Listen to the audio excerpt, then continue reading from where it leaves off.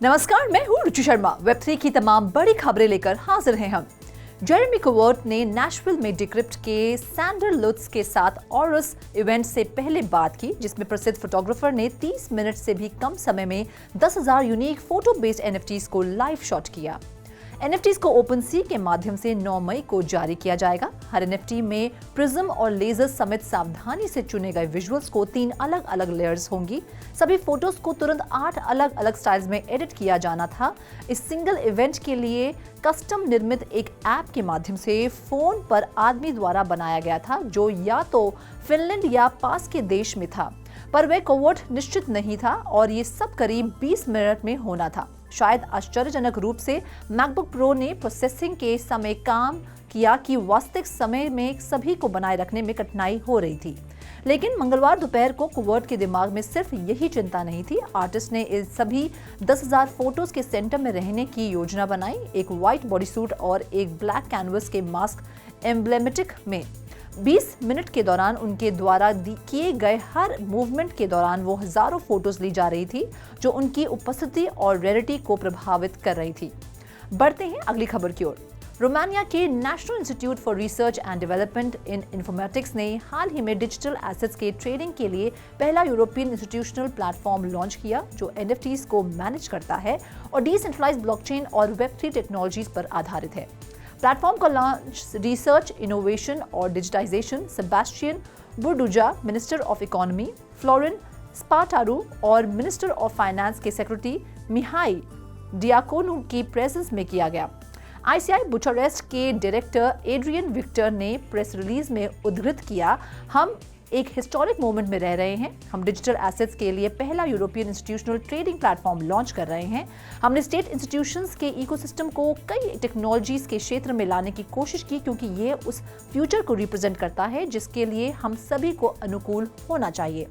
हम साथ मिलकर डेवलपमेंट के अनुकूल माहौल बनाने के लिए प्रस्ताव तैयार कर सकते हैं, क्योंकि प्रोस्पेरिटी का मतलब वाइडर डेमोक्रेसी है। ये सिर्फ शुरुआत है और हम public institutions, business environment, academic area, cultural area और सिविल सोसाइटी के बीच साझेदारी को जारी रखना चाहते हैं, क्योंकि सिर्फ एक साथ मिलकर हम सफल हो सकते हैं।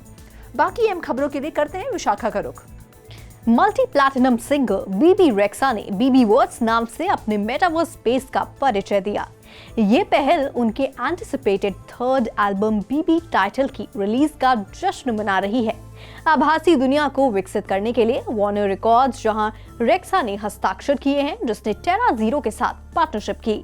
Vancouver based company bespoke solutions और एक्टिवेशंस की पेशकश करते हुए ब्रांड्स और बिजनेसेस को मेटावर्स में लाने में मदद करती है। रेक्सा की आभासी दुनिया में प्रवेश करते समय यूजर्स पर्सनलाइज्ड बीबी अवतार्स में बदल जाते हैं। इसके बाद वे कलरफुल पार्टी लाइट से भरे डिस्को से प्रेरित वर्चुअल स्पेस में अन्य बीबी के साथ जुड़ सकते हैं। बीबी रेक्सा के नए एल्बम की तरह वेन्यू को 70s से इंस्पिरेशन मिलती है, तो 70 स्टाइल डिस्को लॉबी एक क्लासिक हार्ट कार और डिस्को रोलर रिंग है। एक्सपीरियंस में गेमिफाइड आर्केड और मिनी गेम है। गेम्स को एक्टिवेट करने के लिए प्लेयर्स को रोलर स्केट्स पहनाना चाहिए और व्यक्तियों के पास एक्साइटिंग प्राइजेस जीतने की संभावना भी है, जिनमें बीबी रेक्सा के नए एल्बम की साइंड कॉपीज हैं।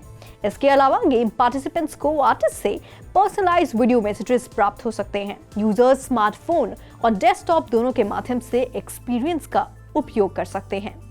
बढ़ते हैं अगली खबर की ओर। प्रोजेक्ट्स डिस्कॉर्ड में आए एक अपडेट के अनुसार सुई मेननेट आज सुबह 7:30 EST को अपने निर्धारित लॉन्च से 30 मिनट पहले लाइव हो गया।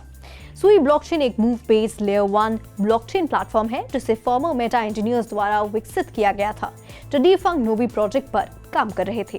ब्लॉकचेन के पीछे की डेवलपमेंट टीम मिस्टन लैब्स ने सितंबर 2022 में सीरीज बी दौर में $300 मिलियन का इन्वेस्टमेंट जुटाया। टेस्टनेट के परफॉर्मेंस के अनुसार ब्लॉकचेन कथित तौर पर विभिन्न वर्कलोड्स पर 10,871 ट्रांजैक्शंस प्रति सेकंड से 297,000 TPS के बीच हाई थ्रूपुट्स प्राप्त कर सकता है।